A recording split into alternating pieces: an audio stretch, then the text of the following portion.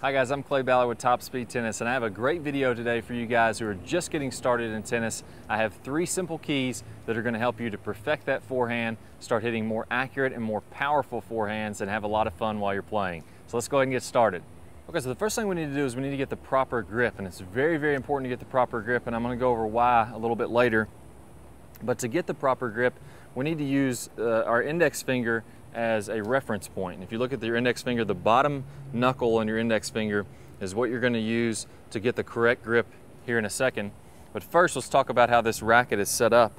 And I want you to turn your racket where the frame is vertical like this, and you'll notice there's bevels or flat points all across your racket. This top bevel, or the flat piece on the top, is called bevel number 1. If you go clockwise, the next bevel to the right is bevel number 2, and then the bevel on the side that's going straight up and down is bevel number 3, and that's the bevel we're going to be using when taking our forehand grip. I'm going to take this bottom knuckle here of my index finger, I'm going to put that right on the side on bevel number 3. So if I'm holding the racket towards you, I'm going to have the racket straight up and down, and my hitting hand, I'm going to put that knuckle right on the side of this racket.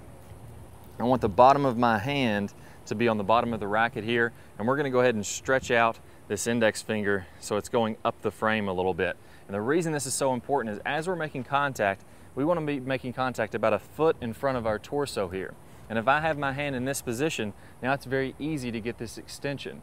If I have a grip that I see a lot of beginners take, which is a hammer grip, where your index finger knuckle is on bevel number 2, just like you're hammering with this racket, now if I get into the correct position, I really have to strain to square up those strings as I'm getting this far in front of my body. The tendency is going to be to hit farther back, you're going to miss shots to the right, and you're going to be a lot more inconsistent.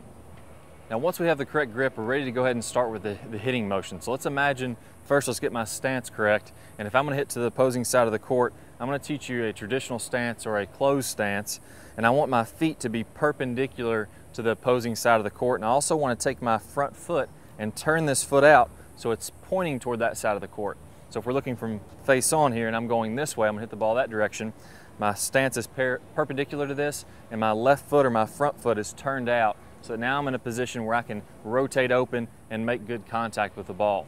Now once we've got the stance correct, now this is the second part of the motion where we're going to let the arm move correctly. So you can imagine my shoulder socket as being the center of a circle, and my arm could turn 360 degrees. As we're doing the tennis motion, I want you to keep your arm straight and go back just like this, and then let the arm swing freely, almost like a Ferris wheel.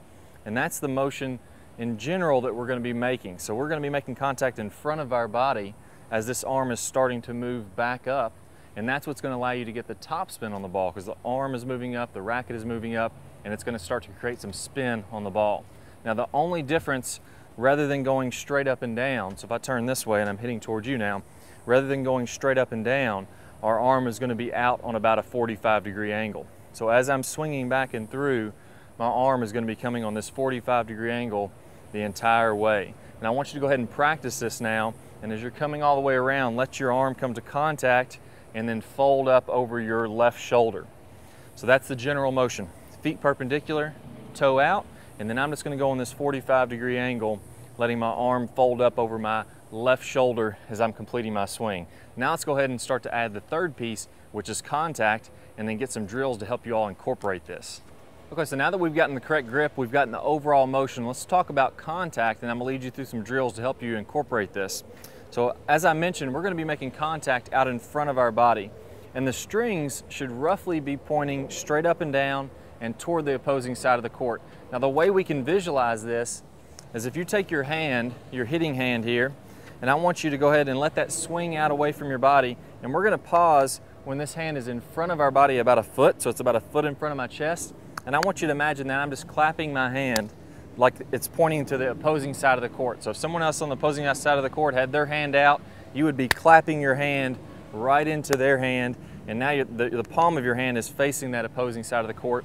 That's the correct contact position, and it's out in front of your body.